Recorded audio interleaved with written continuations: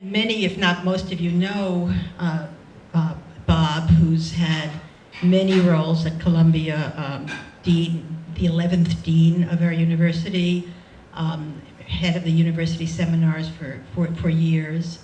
And many of you may also know Amy, who's been a partner in many efforts, and whose work you've probably seen either in Faculty House or her wonderful exhibit for those of us from the Uptown campus that was on display in the library for many years. And a number of years ago, they wrote this very interesting book called The Course of Nature, in which Amy created illustrations while Bob taught in the core curriculum. I'm sure he's going to talk a bit about that. So I'm enormously excited to welcome you both here and turn it over to you. Wow. Well, thank you. Is this mic working? Okay, thank you. I'd like this to be a seminar and not a lecture by one or both of us. And for that, I have a brief introduction. And it goes like this. I even made notes. I came from Abraham Lincoln High School in Coney Island to Columbia as a student of physics and graduated as a physics major in the class of '61. I met Amy through a high school classmate who was a student with her at Cooper Union at the time. We bonded fairly quickly. I switched to biology as a result and went to graduate school at Brandeis. And she joined me after we got married at the end of 1961. Having started over earlier, we have worked together ever since. The book is a project of a friend and colleague of many years, Lisa Darling, a philosopher of science. It began about a decade earlier as a project for the program at Stevens Institute of Technology across the river in Hoboken. It came out of the core curriculum at Columbia, which at the time, in the late 90s and early 21st century, accepted the obligation to have science be part of the core curriculum and created a new course called Frontiers of Science. And I was asked to give classes on evolution in Frontiers of Science. My experience was not happy. I would speak to a class of 500 students in a big auditorium in Teachers College, and I would show projected slides, PDFs, charts, graphs, and 500 kids would have their computers open, and my friends who looked from behind told me few, if any, were looking at what I was doing. They were just doing what they do. And I could not get their attention. Amy came to my lectures at my request and made drawings out of her own imagination of what I was talking about. And in the following year, I used those drawings, which are in this book, instead of data slides. And I asked the class, not, do you have a question about this data, but what do you see in this drawing? And from there, we were able to talk about the topics that surround the phenomenon of our existence through the process Darwin called natural selection. A process which gives us matters that we don't really appreciate and gives us matters that we don't want to think about, like individual mortality, which is the ticket of admission to life under natural selection, since all novelty emerges at random, and since novelty in your offspring needs to be tested for its utility without you competing. So individual mortality is built in, and how we think about that and how we think about what's important became part of my classes. So this book, the drawings are Amy's, the explanations are mine, and the purpose is to show the drawings in order to open a discussion. And I would ask Amy to say a few words about the book from her perspective, and then I'll begin by reading the frontispiece, which has quotes from Darwin and Neil Gaiman, a wonderful graphic artist. But first, Amy. I want to say how hard it was to show nothing. The drawing, I'm not, well, you don't have the book, but what page it's on is the cover of the book here, and it shows the beginning of everything, and the beginning of everything was a lot of nothing for billions of years, and I find that I reread the book, and I absolutely cannot take in the beginning of everything, and I just wondered, bringing it to today, how fortunate we all are. And just as I said, while waiting for lunch here, I'm reading the daily news, and to me it's horrifying. We get this beautiful life, and a lot of us are killing each other. I'm sorry, but that's what's on my mind. Thanks, Amy. Okay. So I will ask Abdullah to put up pictures of Amy's 4 slides of the 40 in this book, and I'll ask you in seminar style to tell us what you see and ask us a question about the picture. I hope that we will go through the 4 pictures in time for you all with us to ponder what the sum of what we're trying to say here is. But let me begin with a quote from my teacher, Charles Darwin. That many and grave objections may be advanced against the theory of descent with modification through natural selection, I do not deny. I have endeavored to give them their full force. Nothing at first can appear more difficult to believe than that by the more complex organs and instincts should have been perfected. Whoop, what happened? I lost, no, it's back. Okay, I'll say it again. Nothing at first can appear to be more difficult to believe than that the more complex organs and instincts should have been perfected, not by means superior to, though analogous with human reason, but by the accumulation of innumerable slight variations, each good for the individual possessor. That's what the book is about, how we came here without design, without purpose, without intention, without perfection, without perfectibility, and how with our minds, all of those ideas have motivated our extraordinary, unnatural success as a species. And to take up what Amy said, Neil Gaiman, author of Sandman and many other comics, said, quote, "Any view of the universe that is not strange is false." So that said, here's the first picture. It's on, Amy, it's on the slide, and therefore everybody in the room can see it, and you can see it, and we have the book. And I will summarize very briefly what the picture is to say. It is to say that where life exists on the planet Earth is in a very thin layer, much thinner, in fact, than the skin of an apple is relative to the size of the apple. There's no life very far below the surface and no life very far off the surface. And the text of my comments go to why that should be so and how life can be in so many diverse forms, but yet restricted to such a narrow environmental situation of heat and pressure and chemical compounds. And I don't want to lecture, so please, any questions about this picture or any comments about this picture, just raise your hand and say something. Yes, back.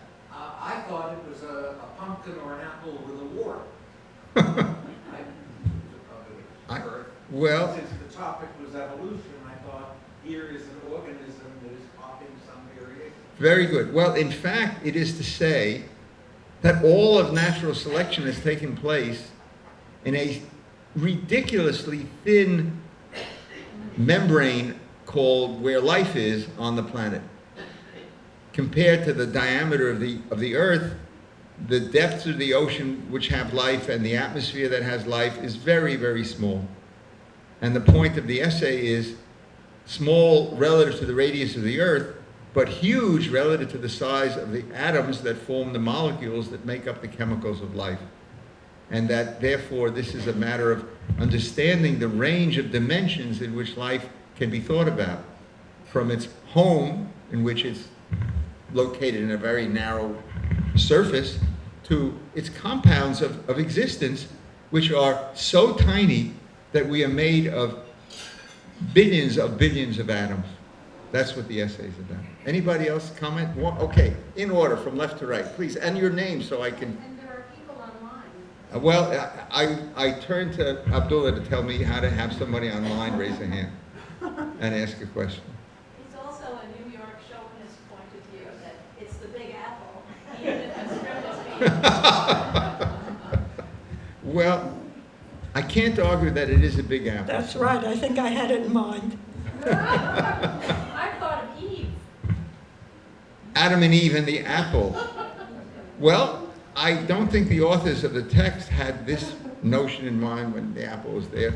Okay, in the back end, names please, so we can know each other. Peter Santigate. Peter. So, along with her, New York chauvinism is Northern Hemisphere chauvinism too, since the greatest diversity of life seems to be in the Southern Hemisphere, which shares this thin membrane, but may have many more life forms than we have up here. Okay, that chauvinism demands a response. So, here is my response, which we will deal with throughout this seminar. Natural selection, by the emergence of random novelty, puts different species in competition with each other for survival. And that competition is a kind of stable, tense equilibrium in normal cases. So that mammals of our size have typical species numbers characteristic of our size, so the biomass of the species is kept constrained by competition with other species. Mammals our size typically have about 100,000 members to their species. We are 100,000-fold in excess of that number, approaching 10 billion. We have escaped from the constraints of natural selection as a species, and it is in fact the Northern Hemisphere in which that emergence occurred. So yes, you're right, it is chauvinistic, but the chauvinism is, in self-reflective terms, revealing how dangerous we are as a species. And yes, I think I know who you are, but what's your name? Gene. But I think if we consider time and the amount of time that we have been such an excessive species, and given the randomness of all this, perhaps we're on our way to drastically cutting our own numbers through what Amy has seen and disease and the other things that exist. Okay. I'll hold that comment. Amy, you want to have anything to say? Yay.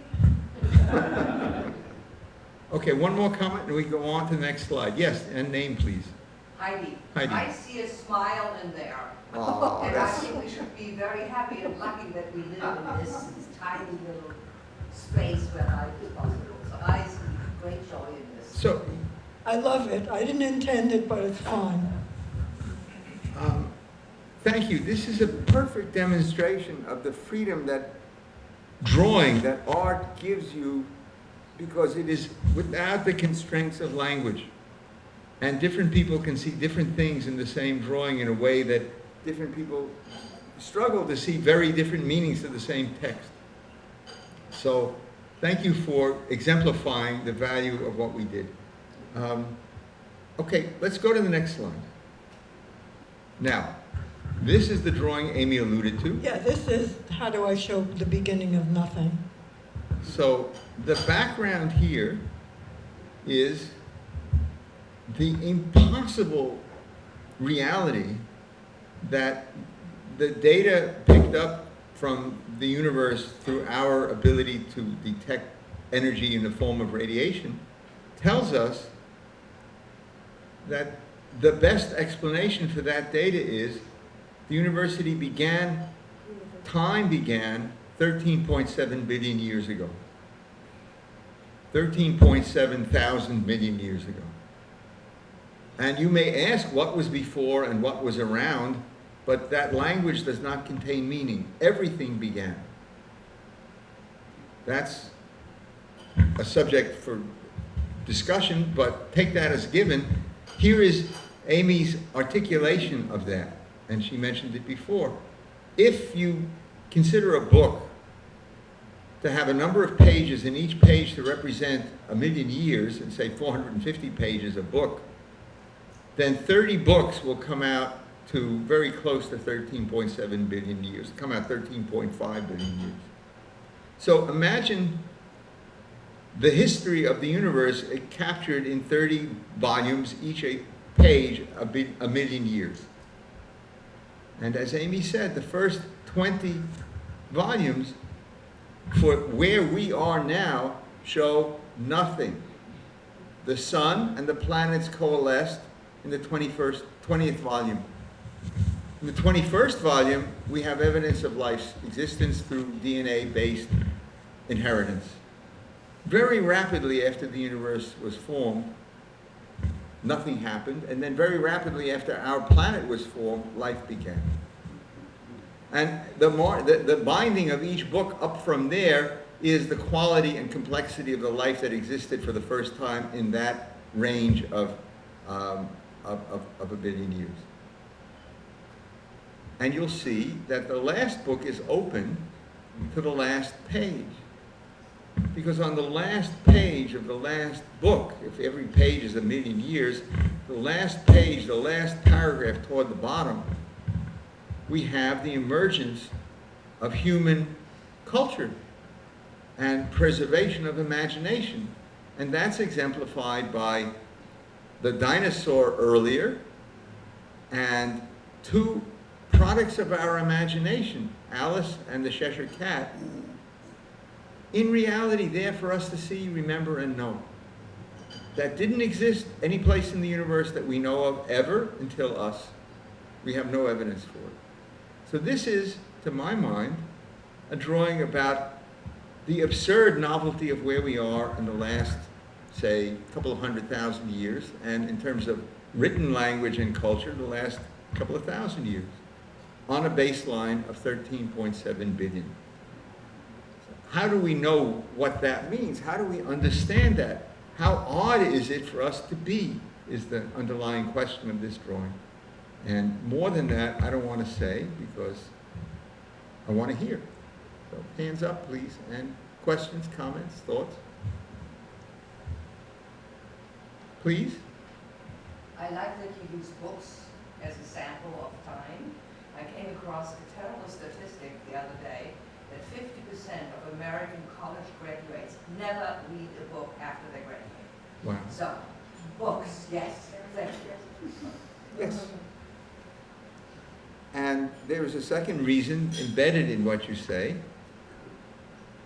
Life transmits the information for its own preservation through a chemical called DNA, which carries a sequence of letters equivalent in complexity to the letters of a book, but carries those letters in a self-copying, redundant form so that the DNA may copy itself and make two copies of the book from one. And it is in the errors of the copying of that text that we get the inherited novelty which Darwin referred to. So the books are not metaphorical only, they are metaphorical for when there was nothing and time is passing.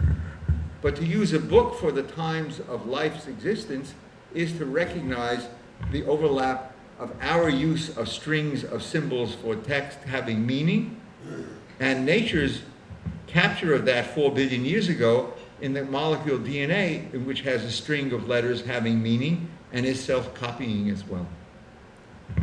Back of the room, Frank. Amy, I have a question for you. You chose to have the lower three books on the left at an angle with a gap. Is that because you're trying to depict some break in time, or is that simply an aesthetic choice? I wanted to show it was a book, because if you just see the bindings, it wasn't clear. It's absolutely meaningless except for that, to show a cover. Thank you. Yes, hi. I'm Fran Pritchett, and I was thinking that to make the drawing even more evocative, somebody should be shooting bullets at the books and endangering them, because before the dinosaurs, as far as I can understand it, there were all these archaeo forms of life that now they say, oh, there was this weird looking fish, no, there was this weird looking lizard, and no one knows what this was.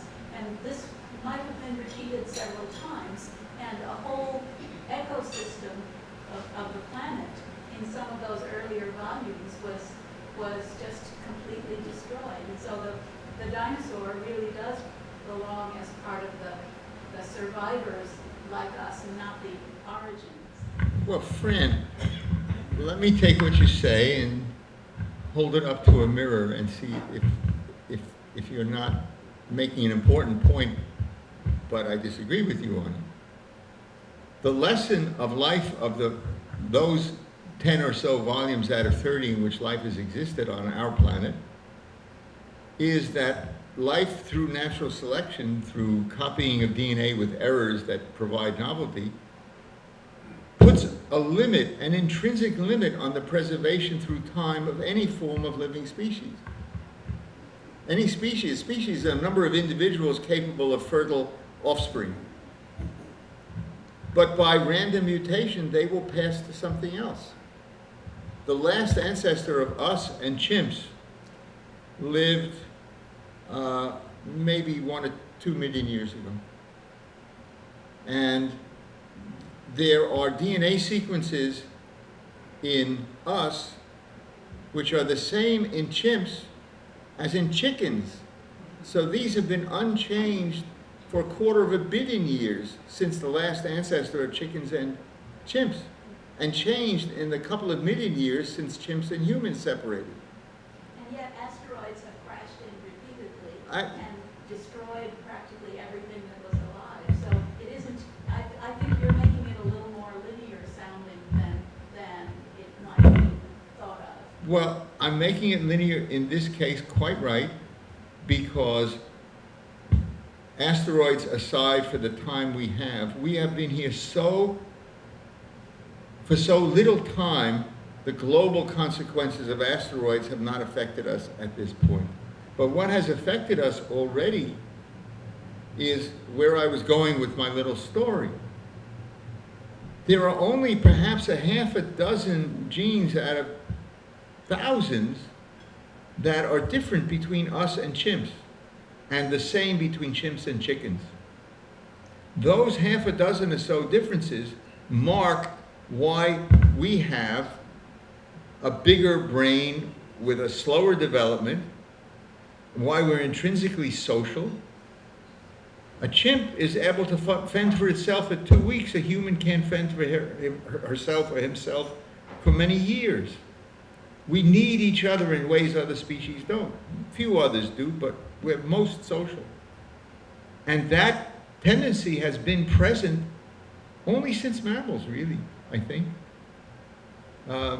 Because when you're hatched from an egg, it's not quite the same as being born from a body. You have the beginnings of socialization. One of those DNA differences slows the development of the human brain compared to the chimp brain or any other primate brain, so that we are helpless for a longer time, and therefore, if we have survived, adults have cared for us. That's not so necessarily for other species. And it's one of the reasons for hope, I would say.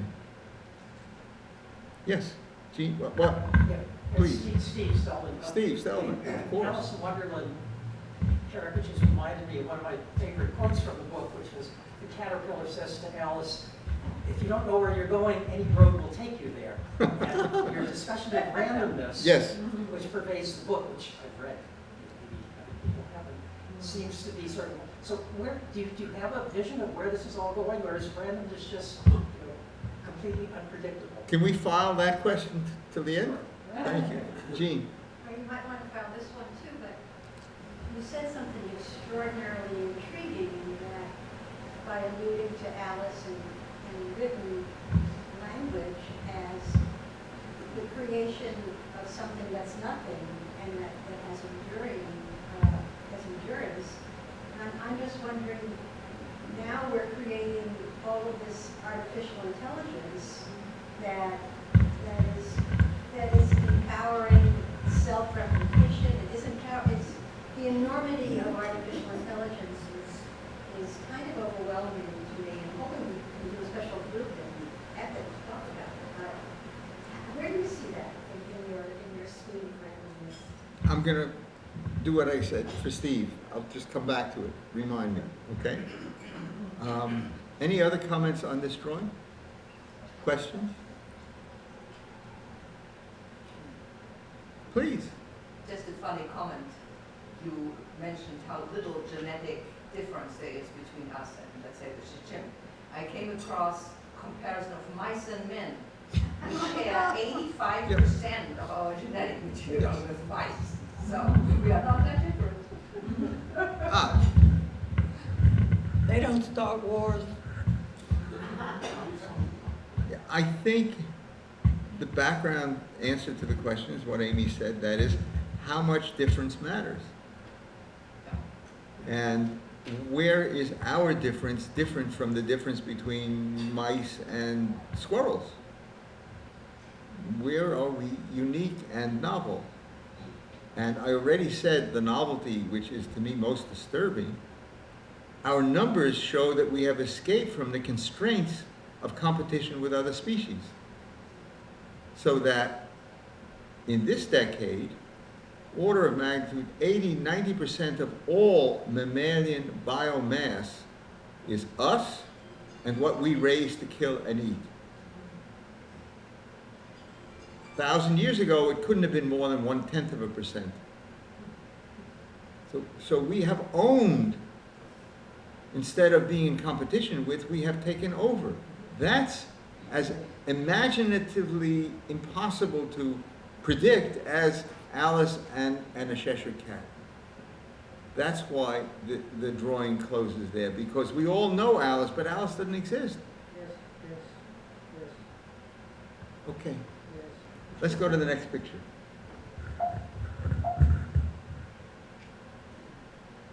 This is on page 101. Okay. Now, here I was talking about what I just said. And I was saying that our minds, which are after all the product of the neural networks of our brains in ways we partly understand and partly don't, that's why I wanted to put off artificial intelligence, because it's a blur what intelligence means when you go to the level of mechanism. And here I wanted to say that our imagination emerges from that neural network, the frontal cortex of the brain, our bigger outer brain compared to any other mammal.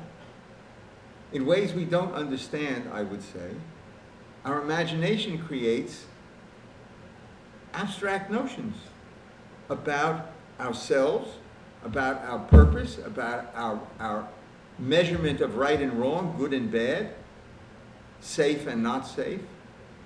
And I think it's really great that Amy picked this to draw as an example, because in this institution, our core curriculum still builds on the Greek philosophers. The set of books every undergraduate should read in the 21st century are a set of books emerging 2,000–3,000 years ago. That transcends all the mutational differences among the human species, because those books are meant to be read by people of every background, carrying truths. So this is an attempt to say truth is not encoded. No idea is encoded in DNA. We are not born thinking. We can learn any language. That's why languages are so dispersed over the planet. Whoever raises you and talks to you when you're an infant, that's your language. You can learn the others, but you'll have an accent to the first one. So this part of human existence is not species-wide, it's culture-wide, language-wide. And we are, at the level of our imaginations, fragmented into languages. And that's not present anyplace else in the living world. So, Amy, anything to say about this one? No? Okay. Well, then, thanks for doing it, because it was not my idea to convey this way what I think is the hardest idea of the room today. We exist because of DNA's ability to carry the mechanism of natural selection through 4 billion years of life. We share ancestry with every other living thing, common ancestry. But what we don't share with any other living thing for sure, maybe a couple of other mammalian species, is ideas. Ideas are not encoded in DNA. They emerge from the social interactions in language of people with the previous generation. We are, as far as I know, unique in our capacity to transmit through language ideas that have no existence in our DNA. We don't have the inheritance of ideas. That's called eugenics. We don't inherit who we are. We don't inherit what we speak. But we learn it in such a way that we can transmit it for thousands of years. No species has that degree of cultural transmission of ideas. And so where then is the idea if it's not encoded in the DNA? It must be in the circuitry set up by those neurons through socialization from birth on. And that's, to go to Jean's question, that's real intelligence. And real intelligence is not well enough understood to build from it artificial intelligence. You build back from the outcome, but you're not building forward from the mechanism by which we get intelligence. So I don't think it's really intelligence. It's artificial language. But having a new idea is something that happens through that circuitry, not inherited by DNA. Can't say who's going to have that idea. When it happens, it didn't happen before, and I don't think we capture that well in our technology right now. I don't know. I think that some artificial intelligence is getting pretty close to the generation of ideas. And I mean, where do our ideas? You said a key thing there in how the neurons are in some way shaped by our culture and our upbringing, and so that it's not just a plain free flow of information. There are constraints that are built in every step of the way in how we design and see things. But we're designing the artificial intelligence. I think what you're saying, if I understand it, is we might be able to trump natural selection, pardon the pun, and get out in front of the next disaster if we're really good at using machine intelligence to help us with that project. No, I see it just the opposite. I know you see that, and that was going to be my point. So let me interpolate before we go to the last slide.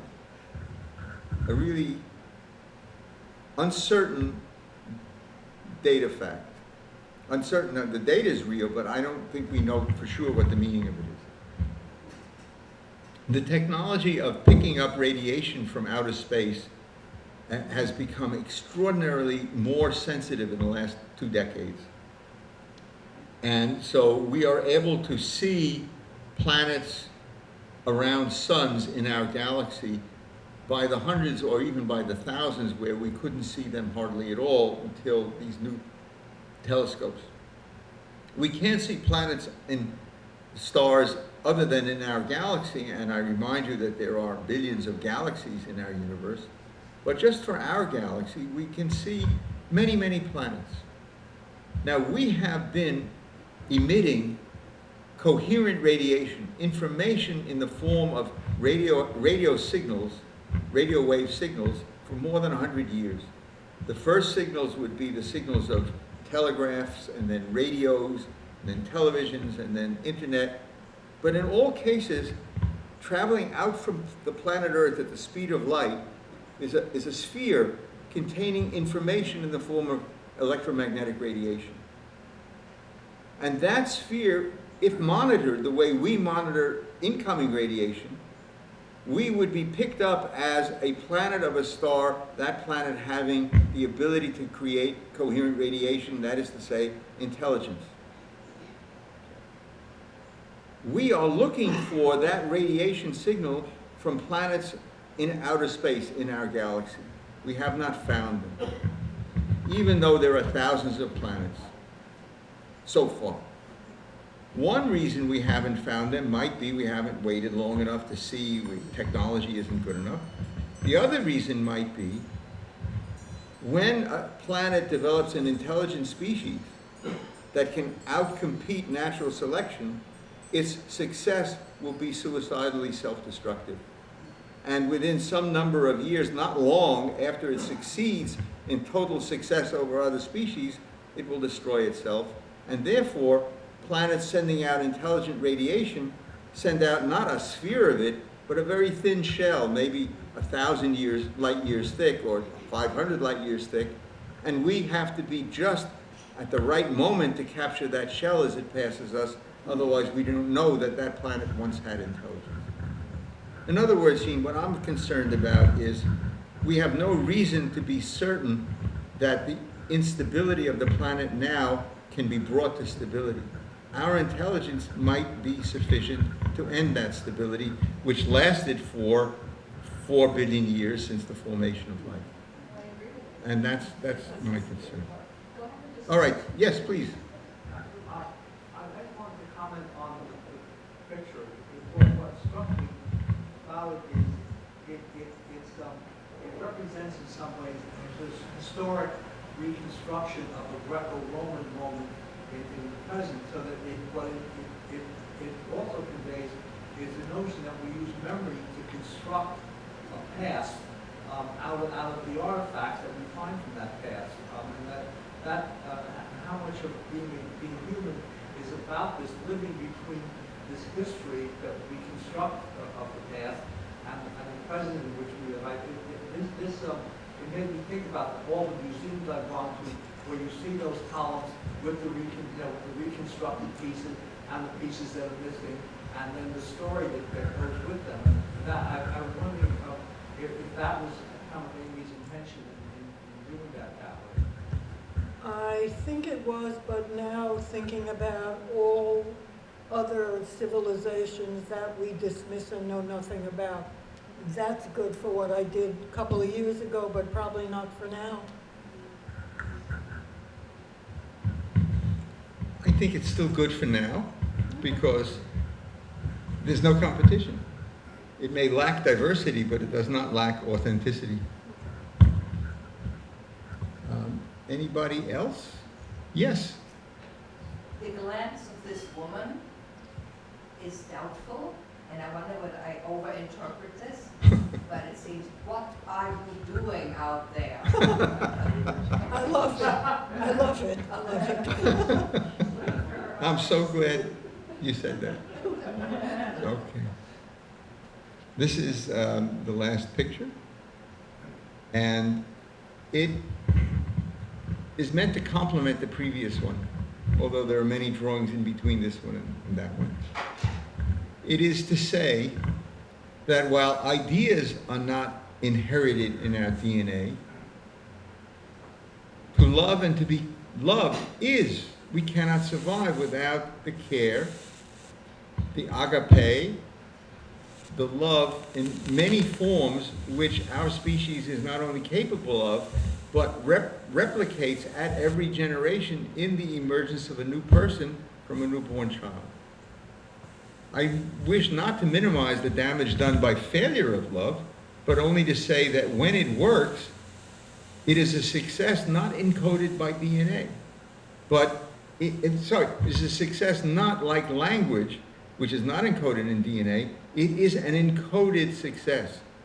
We are different from chimps by a small number of mutations that slow our biological and mental development so that we are not limited by what we know at birth. We are not limited by what we can inherit for behavior. We develop behaviors through mind, through social interaction. And language is an exemplar of where we come from, because the language we speak is not the language of the day for us in many cases, but the language of our emergence as people from newborns without language. So love the caring, is the encoded, and that's why this is a very beautiful salute to DNA sequences. In the end, it is the encoding of love that gives me hope for the future, not the encoding of an ability to be smart socially, but rather the encoding of the need to be loved, smart or not. And that's what I wanted to say, is where this whole set of drawings takes us. It takes us not to the gene for smartness, not to the eugenic model that some appearances of humans are closer to perfect than others, but rather to the underlying biological reality that the quirk of mammalian development, which is to be born for however long, unable to thrive for oneself, unlike a bird who comes out of an egg and flies, we are loved. And to love and be loved is part of our DNA, unlike language and intelligence. And that's where hope lies. And that's why this is the last drawing. I hope that makes sense. It's optimistic, but why not? Madam. I based it on illuminated manuscripts. I guess it's glory to DNA, and that's what the letters are. Well, what about elephants, Bob? What about an elephant? What about elephant families? I would like to think that because love is ancestral and mammalian, minimally, mammals share it with us.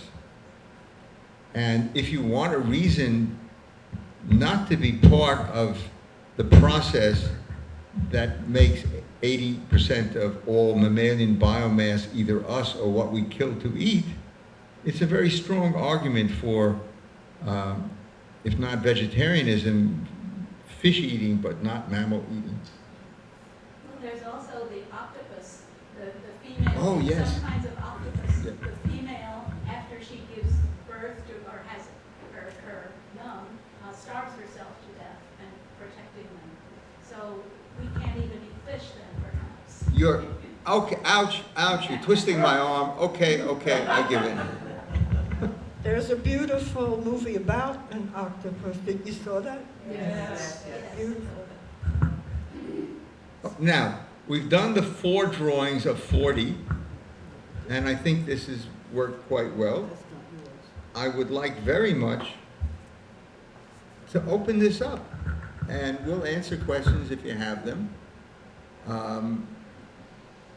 there are people who are online, just raise your hand and we'll, happy to hear from you as well.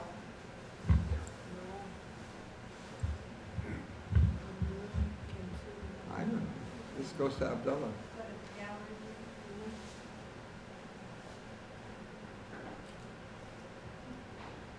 Well, while the artificial intelligence of online is activated, does anybody here have something to say? Yeah, Question. yes. Do you think evolution goes on? I suppose the answer would be yes. So what comes after us? I think I answered that with my nightmarish hypothesis of why we don't detect signals of intelligent electromagnetic radiation from any other planet, any place else in our galaxy, when we have been sending out signals for 100 light years worth of time to the rest of, we should be picking up intelligence from, and the answer is intelligence is self-limiting. It breaks out from natural selection and therefore ends the stable existence of the life on the planet it is born to. And I don't think we have to look much further than the count of the number of nuclear weapons owned by nation states speaking different languages on this planet, and the fact that we're having our election in a week from today, to realize how unstable we are in biological and natural terms, and how thousands of species have no voice in what we choose to do, but will perish if we do it. So we are most likely the end. I don't know. I don't want to say I know. I know that we have the capacity to understand how bad things are, and that's unique. I don't think other species think about the future the way we do. And the work is to think about the future. Fran? Yes, well, there's a more optimistic possibility for that shell of radiation that would be difficult to detect, that might be coming from other worlds. After a brief period in which they first get started radiating things out, they may come to one or two conclusions, one of which would be it would be dangerous to radiate out too much stuff because who knows what's out there. I mean, people have thought that about us too, that we're making ourselves inviting for anybody who's out there with superior technology. They may have decided to stop, or they may have invented some superior sort of telepathy such that they don't even need to radiate out things anymore. So we don't have to assume that if we haven't found them yet, they've blown themselves up. Fair enough. Fair enough. I won't argue it. I can't argue it. But I will say that the book that led me to agree with my colleague Lisa Darling that Amy's work really deserved to be projected into this problem was a book I read as a high school student by Ray Bradbury called Fahrenheit 451, which is the temperature it takes to burn paper. And in this dystopic novel, firemen are government employees hired to burn books, and it is a fatal criminal offense to have books. Books are to be destroyed because the state has truth and there's no need for books. So this 1940s, 1950s dystopia ends optimistically, Fran, that's why I'm saying it, ends optimistically by a group of people knowing that to have a book would be lethal, would be fatal, take turns memorizing a book. And they go off into the forest and they make for themselves a primitive civilization in which they are the library. They take turns saying the book to each other. So there is no book to be found and politically disastrous. So I am, in this retrospective moment, seeing how much I have been formed by reading Ray Bradbury at a time of greatest hostility in the Cold War. So thank you. May it never be that bad again. Somebody else, please.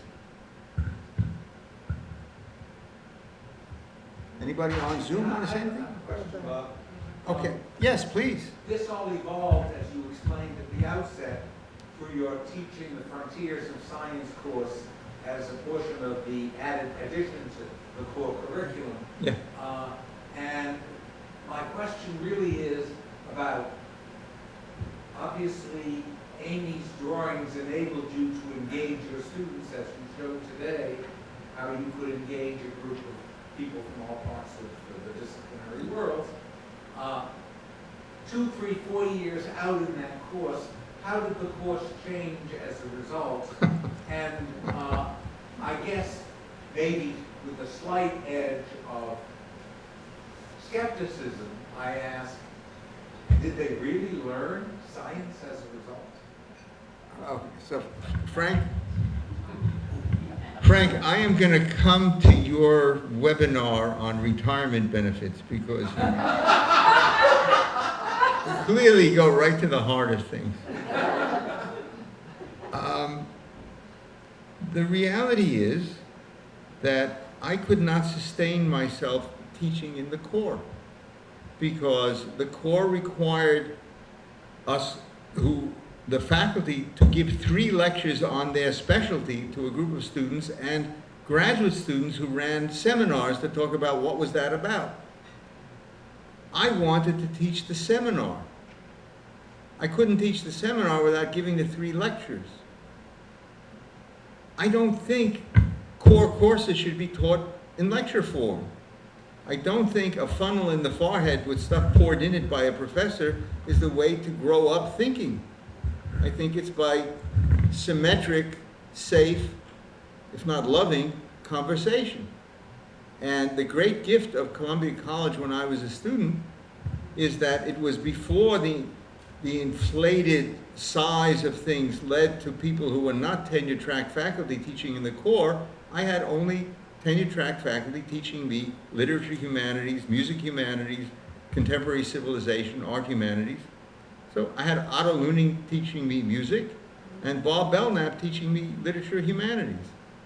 I wanted to be that to kids in a science context, in a seminar. Wasn't allowed. So I do my own thing, and I work with undergraduates in a program endowed by a late alum, Harvey Kruger, a great friend of mine from the college, in which I ask students to find me through the web and come to me and my advisory board with proposals for projects that involve science, subjective self-awareness, and service to others. And if they have a project they want to own, I'll help them with it. 3 or 4 courses have come out of that, students coming with proposed syllabuses, and many other projects which I will ask Jean to send around to everybody, the annual journal of this program in which you can all read about what students have done. And you will see that to me, I found what the core did for me by doing it on my own, which is a great example of how we escape the natural selection of simple competition for survival. We come up with new ways. So thank you for asking. Very cool. But that's a very profound question, though, as a scientist, you can't, there's no way that 3 lectures on anything can teach you the fundamentals of science.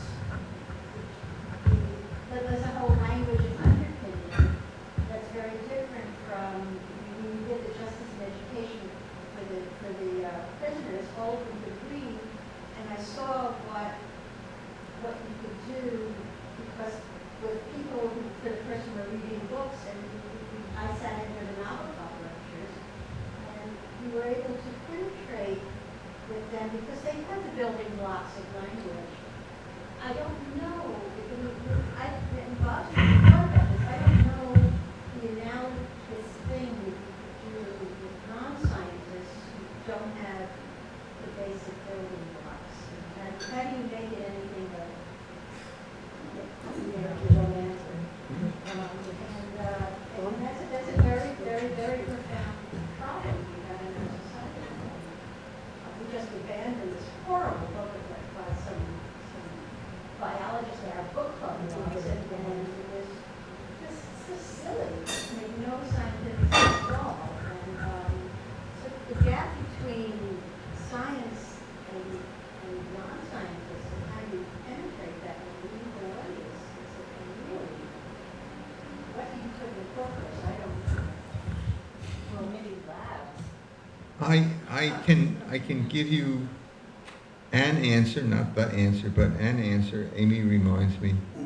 One of the programs initiated by undergraduates, supported by my endowment, is called the Black Undergraduate Mentoring Program in Biology.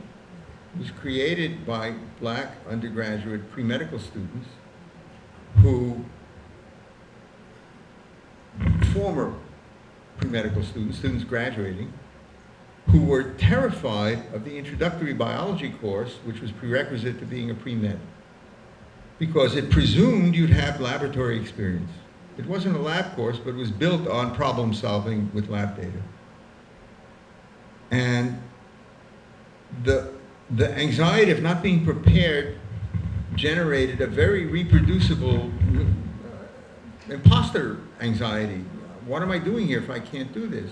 And led to a very serious dropout rate for people of color interested in becoming doctors, then themselves students at Columbia College. So when my department came to reason, and a couple of years ago, and began to look into the questions of diversity, equity, and inclusion, I was driven to ask my colleagues, why are we talking, don't you have any black friends on the faculty? Why don't you ask them what they think we should do? And I got the exact response that my black students tell me they get all the time. Oh, that's really interesting, Bob, we'll get back to you. And nobody ever did. And so I went to my black alumni of this program and I asked them, what can we do for kids like you who aren't going to make it the way you made it? And they said, and Amy reminded me of this, well, we're members of the Black Alumni Council. Let's talk to the director of that and let's see what they can do to mentor black undergraduate pre-meds. And that worked. And so the Black Alumni Council, made of successful black alumni of Columbia College in all professions, is now mentoring dozens of underrepresented minority pre-med students in our department to be sure they will get to be doctors. Not only just one course, but the whole idea that it can be done and they want to be doctors and the world needs them to be doctors. This is a student-generated thing. When it was announced by me to my department, my chairman brought it to the provost's office and the provost dropped a grant on my department to make sure the program was funded properly. Because it is the only program in the arts and sciences that brings together black alumni and underrepresented minority undergraduates for purpose of enhancing the chance of success. Now, I don't want to use a four-letter word unadvisedly, but that to me is an example of love in a social context. Everybody's looking after everybody else in this. Nobody's benefiting their own benefit. And no bad people here, but my department had to be awakened by my student alumni because the department itself was so fixed in its ways. And now, of course, it's part of the department and we all know it and celebrate it. But people should not forget that this was a kid's invention. Yeah, Frank. Could I just say one last thing? This is an epic event. And I think it would be appropriate to note that the predecessor, in some sense, to the Frontiers of Science course that you were part of developing, Oh my God. was Sam Devin's course. Yes. Called The Art of Experiment. Yes. And that was his effort to try to find a way to describe, to convey what science is to those who don't know. Frank, I love an historical last word. I think that's great. Yes. I was the dean in the 80s responsible for admitting women and diversifying in all other ways. And one of those ways was to help to help Devins and others to bring science into the core. And it didn't last, but we now have it back. But it's a struggle. Okay, I think I see Jean walking around. That suggests to me we're coming to a close. No, I'm not coming. This comes the moment of the moment of truth. We have our raffle. So Oh, a raffle. we're raffling off. Not raffle. A book or door prize, not a raffle. So, Amy, Oh, why don't we get the paper? choose three from this one. 1, 2. 1, 2, 3. Okay, then we open them up and then we you see open it, names. and then, yes, we have online and, I have one. Oh, God, it's a big one. All right, you go first, Amy. Lala. Well, Lala gets a free. Robert Krause gets a free book. Robert Krause online. Okay, Robert Krause online. You'll have to figure out how to get the book. Well, you have to sign a book, Frank. Oh, I will sign when people. Not a problem. All right, Amy, you go next again. Oh, this is so clever.